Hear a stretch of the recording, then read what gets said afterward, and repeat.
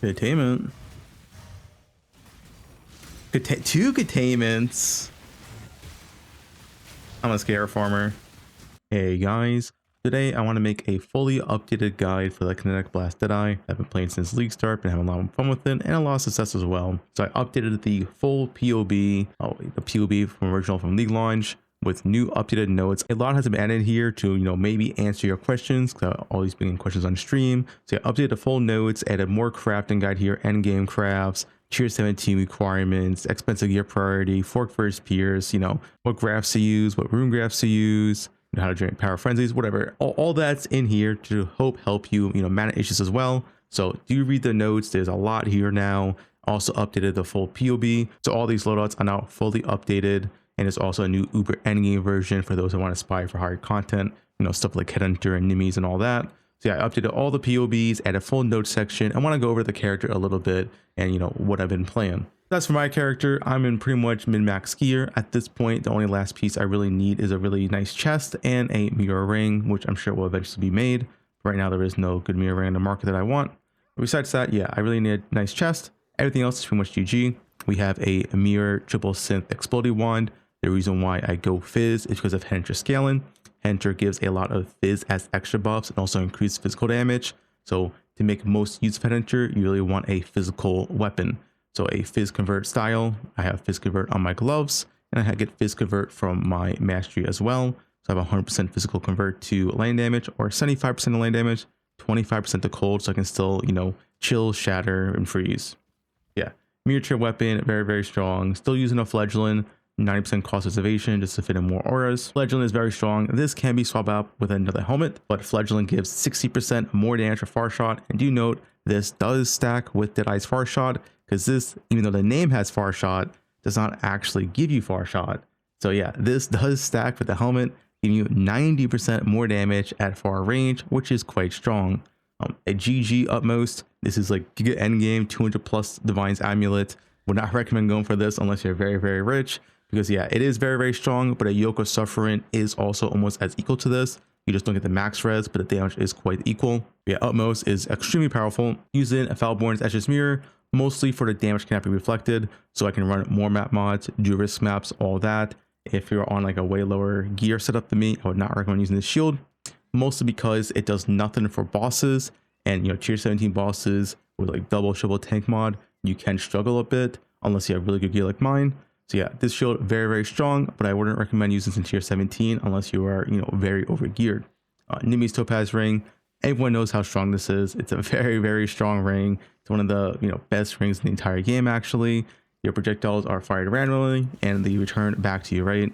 Which means you're doubling your damage. You get the initial projectile comes back, and yeah, you get double damage. On a Wander, it's actually more than double damage because the projectiles can come back and hit your tornado again. So yeah, either way, Nimi's, everyone knows how strong this ring is. Extremely strong and one of the best endgame upgrades you can get. It's also extremely good for clear because you don't have to aim, so you just shoot anywhere and it just hits all around your screen. Rare ring, this is probably one of the weakest species here. It is quite good stats, but I do want a mirror tier ring eventually, but it is quite good. Nothing is really bad. Everything's like tier 1 and tier 2. So yeah, overall, pretty decent ring. GG endgame Abyss Temple mod gloves. Increased damage with hits against chilled enemies. It's a hybrid mod with a cold resist, then Abyssal socket and attack speed. So Abyssal socket is very nice. You don't need that many sockets on a Wander character. And these Abyssal jewels, as you may know, are very, very good for Wanders. A lot of flat damage. In this case, I'm also getting some accuracy and also getting some phasing on kill. And the same with boots. So I have avoid elements on my boots, both of the implicit and the suffix, combined with a Foulborn Ancestral Vision. This is how I'm getting my ailment immune, which is very, very important for tier 17s. But yeah, besides that, just Abyssal socket boots, not much here. Life and moving speed, and once again, just a quad flat Abyssal jewel. These are very, very strong. Yeah, that's most of my gear. Foulborn Headhunter with Coal as well. As for my jewels, I have a Topaz cluster. This is pretty giga endgame. I'm only doing this because I need to resist because I don't have a yoke, so I'm not going to resist. And yeah, this gives a ton of resist. You get 4% LA resist, 5% chaos, and that then has the increased effect. So it's 6% chaos resist and 5% all resist per small node, as you can see here, and 13% increased spell damage, which is technically 26% increased damage because Kinetic Blast converts 100% of spell damage to 200% attack damage for the skill. So yeah, very, very strong Topaz cluster, but it is really only meant for like the Giga endgame setup, and it is quite expensive to craft. Besides that, Foulborn Ancestral Vision, 10% spell suppression, Sublime Vision, you just go as fast as possible. This is a 32% action speed character, so really fast character. This is the reason why I went Deadeye, to go as fast as possible. A lot of people always ask me, like, what's your thoughts on like Hierophant KB, Necro KB, Elementals KB, or Deadeye KB? My answer is still the same. Deadeye is going to be the best version of KB for fast map clearing. You really just cannot compete with endgame Deadeye when you have stuff like +1 chain, wall balance, and 16% action speed from gathering winds. You're just going to have better clear +2 proj as well, and also just be faster. The downside is, yeah, you are going to be squishier, but I mean, it's softcore. If you die once every 20 maps, does it really matter? Not really, if you're going like 10-20% faster in all your maps, right? So that's why I'm choosing Deadeye. It's just the best version of KB if you want to go as fast as possible. Besides that, my other jewel is a Foulborn Natural Instinct. It's a new jewel this league, and as you can see, it gets a lot of stats. It's very strong. You get all notables that are unallocated in radius. So we're getting +1 frenzy, +1 power, max mana, doesn't really matter all that much. Damage recoup, kind of nice. Accuracy, crit, max life, any of this, which is max life, ES, and suppress. Very strong jewel. It is quite expensive. I think something like 50 divines or something. But yeah, very strong jewel. 70+ divines right now, probably only go up. Another cluster, this one just has Sadist plus Storm Drinker, so I have some nice ES leech on bosses, and then a Forbidden Flesh and Flame. This Forbidden Flesh and Flame, I'm not sure how long I'll keep it for, but it is quite nice. You get Avatar of the Wilds, which is a Warden notable.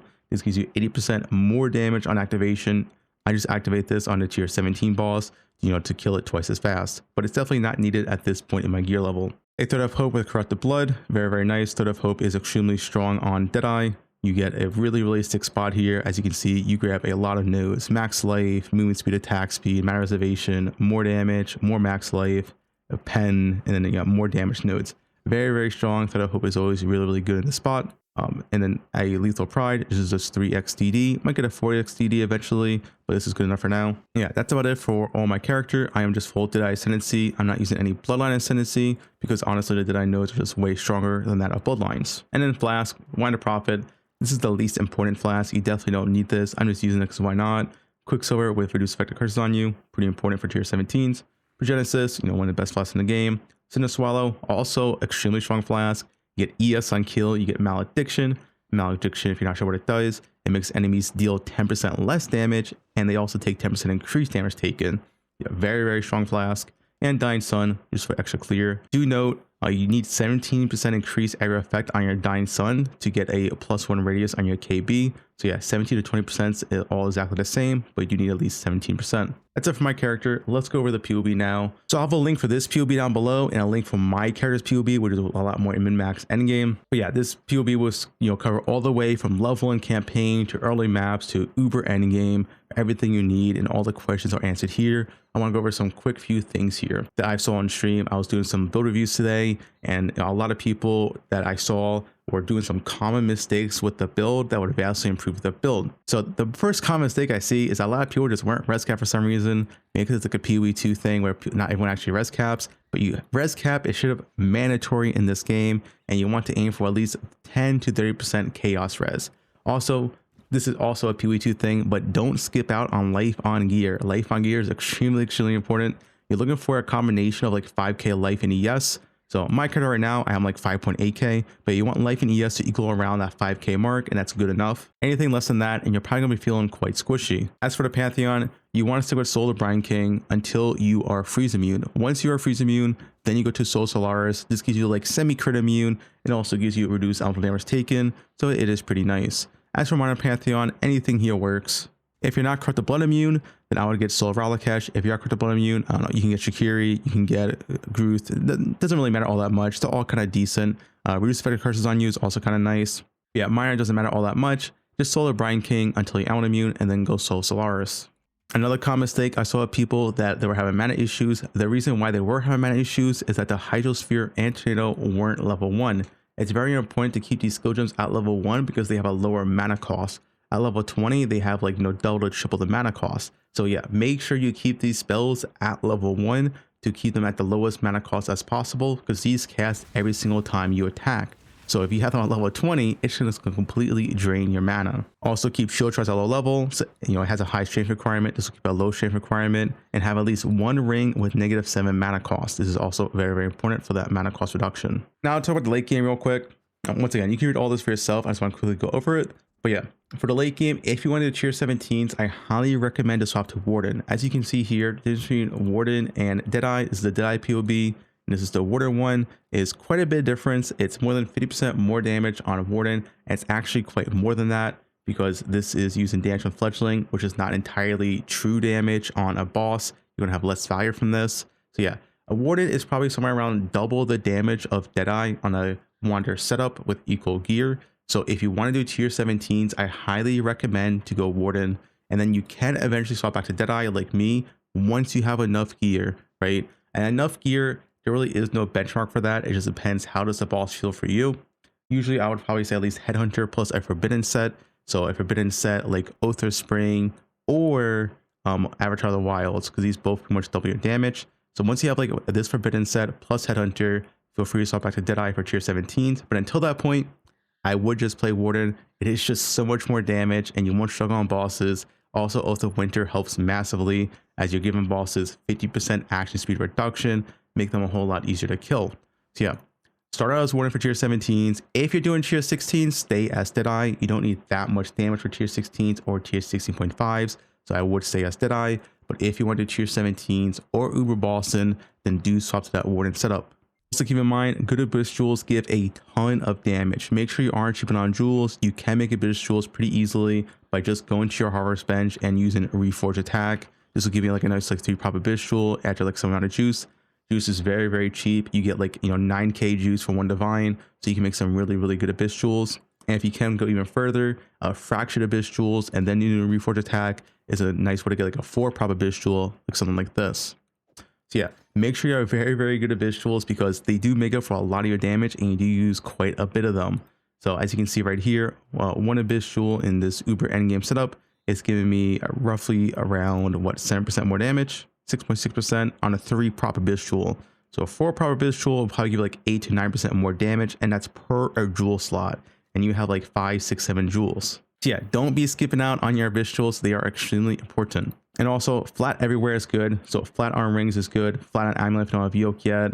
Flat on gloves as well in the prefix. Fizz convert, so I crafted, you know, physical damage convert to cold damage. Obviously, you don't go Fizz convert until Mirror Tier 1. So instead, you would just craft flat lane damage here instead. So yeah, flat on gear is very, very important. Another common mistake I saw is that if you're playing Warden, do not use Yoke of Suffering. Yoke of Suffering is not good with Warden. It's only good for Deadeye. The reason why, it has very bad synergy with Oath of Spring. So Yoke of Suffering, makes enemies take increased damage for every type of element you have on them, and also makes all elemental damage can shock. Now the thing is, that doesn't really matter at Warden because you have 2% shock anyway, so you're going to shock no matter what, so that part of the yoke is completely useless. And then yoke also has reduced duration of ailments, so you want to stack 50 shocks, but now your shocks have less duration, so they're really anti-synergy with each other. You do not want to use yoke with Warden. It is just bad. A rare amulet is just going to be better. Once you swap back to Deadeye, you can go back to yoke. But yeah, as you're playing Warden, just do not use yoke. Use a regular rare amulet with like flat damage and critical strike multiplier. And make sure while you're playing Warden is to use replica heat shiver and not fledgling. This synergizes pretty well with Oath of Spring. So yeah, make sure you are using the correct helmet in the correct setup if you're playing Warden or Deadeye. It's very, very important for damage. While playing Deadeye, you either want to use fledgling or a rare Blizzard Crown helmet. Keep in mind, fledgling is not good for boss damage until you have Nimis. So if you want to do Deadeye for tier 17s and you don't have Nimis yet, then I would recommend to use a Blizzard Crown instead for more damage. Also keep in mind, if you do use Oath of Spring Forbidden Jewels on Deadeye, then you want to keep using Replica Heat Shiver, and then also don't use Yoke. Another important thing for defense and survivability in tier 17 is having a 100% Ailment Avoidance. This is very, very important, especially for tier 17 strong boxes, because they ignite you and freeze you all the time. The way you achieve this pretty easily, you get 25% crafted on shield, 25% on boot implicit, and 50% on your ancestral vision. You get 50% when you have 100% spell suppression. Very, very easy. Boot implicit, it's pretty free to get. Craft on shield, also pretty free to get. You just craft it. And then yeah, ancestral vision, which is quite cheap. And also, yeah, for tier 17s, make sure you are spell suppression cap. That is very, very important. Do not do tier 17s without spell suppression cap. I want to quickly go over Fork versus Pierce. Common question I get. Pierce is better single target damage and Fork is better for clear, but never use both together. Fork can go a chain, Pierce doesn't want to go a chain or Fork. I would recommend to stay as Pierce for tier 17 until you get Awakened Fork. Once you get Awakened Fork, if it's very, very good KB, then you can drop your Pierce. And as for your Runegrafts, you want one Edge Graft and one Zosh Graft. So you want one Edge with at least critical strike multiplier and spell damage. And then if you can, the last suffix can be +4 to max on jolt buffs, or it can be +4 to max on levels. Both are quite equal in damage. Yeah, essentially what this does, this gives you 20% more maximum attack damage, but you take 10% increased damage. But then on top of that, if you get tier 1 crit multi, you're going to get 40% critical strike multiplier, which is a ton of damage. And if you get +4 max on jolt buffs, you then get more crit multi and more max on damage. So in my case, I'm getting 20% more max on attack damage. I'm getting 56% critical strike multiplier. So I'm getting a ton of damage from this one graft. So yeah, these are very, very strong. It's like something like 40% more damage for me. So make sure you are getting the correct grafts. And then to, you know, make up for the lack of defense of this one, because I'm taking more damage, I have a Heart of Flame. And the Heart of Flame one is very, very strong. It gives you a Molten Shell, which is almost permanent uptime. If you have a Runegraft of Warp, which gives you 30% slower buffs on you. So essentially you have 30% increased duration on buffs. And then you have a increased cooldown recovery on this. This is up pretty much all the time. You get like a 4 to 5k Molten Shell, which is very, very strong, essentially doubling your health, right? So yeah, only nice thing on this is fire resist and then increased cooldown recovery. And then if you can get it, you can also get increased duration as well to give it a little bit higher uptime. But yeah, these are the two Runegrafts I would recommend. Then, yeah, as for tier 17 requirements, we get 100% Ailment Avoidance. We just went over that, very, very important. Warden swap for boss damage, you're going to need it at the start. You can eventually swap back to Deadeye. But yeah, at the start, you do want to do Warden for the high boss damage. Don't use Inspired Learners for tier 17. The Inspired Learners are really only meant for that fast blast in tier 16 or tier 16 like Dune's Legion. They aren't really that good for tier 17, so don't use them there. Spell Suppress Cap. Try to have 5k life and shield combined total. Have decent clusters and decent jewels. Don't try to do tier 17s without cluster jewels. The cluster jewel setup gives you a massive damage boost because you get more jewel slots, and clusters themselves also just give it a lot of damage. So yeah, make sure you have the cluster jewel swap set up before doing tier 17s. Just keep in mind, as for these jewels, you don't need a Sadist Stormdrinker combo. All you need right here is Stormdrinker, and that's it. This whatever one can be anything else. It doesn't have to be Sadist. You just want Stormdrinker for ES Leech. And then as for this combo, you just want the highest damage. So it doesn't have to be this combo exactly. You can get Martial Prowess, Opportunist Fusillade. You can get Fuel to Fight or Feed to Fury. There's a ton of different combinations you can get in your second cluster. And yeah, that's mostly about it. I also have all the crafting steps for like basic wand crafting, basic necrotic armor. Although for this league, necrotic armor, you can just buy off the trade for really cheap, or you just do it yourself. Amulets, glove craft, the advanced glove craft, the best socket, and boot craft as well. So yeah, that should help answer your questions. Anyway, I think that's mostly about it. If you still have any questions, feel free to comment below. But I do hope this, fully updated POB does help you. And also my, current character overview, not quite done. I will have a full character overview once I finish the character, maybe in a week or so or less. We'll see. But yeah, that's about it.